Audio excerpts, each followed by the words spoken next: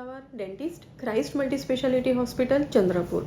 आज हम जानेंगे कि रूट कैनाल करने के बाद कैप करना क्यों ज़रूरी रहता है। देखिए, जब आपका दांत बहुत ज़्यादा सड़ा हुआ रहता है, बहुत इन्फेक्शन रहता है या इन्फेक्शन आपके दांतों की जड़ों तक रहता है या आपको बहुत ज़्यादा दर्द है या स्वेलिंग है, तो ऐसे केस में आपके डेंटिस्ट आपको रूट कैनाल सजेस्ट करते हैं। रूट कैनाल क्या होता है?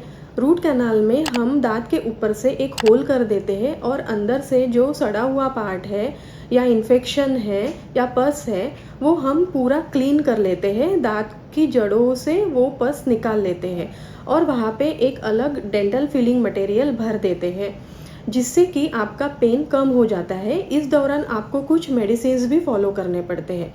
यहाँ पे आपका रूट कैनाल ट्रीटमेंट कंप्लीट हो जाता है।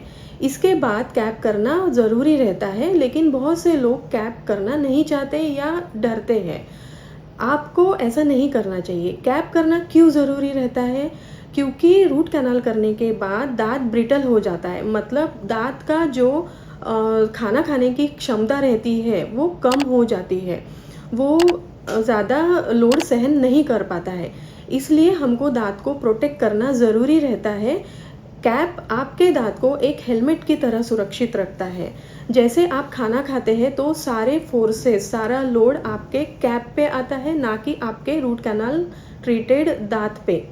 इसलिए आपको कैप करना ज़रूरी रहता है। देखिए, रूट कैनाल ट्रीटमेंट करने के बाद दांत कभी भी टूट सकता है।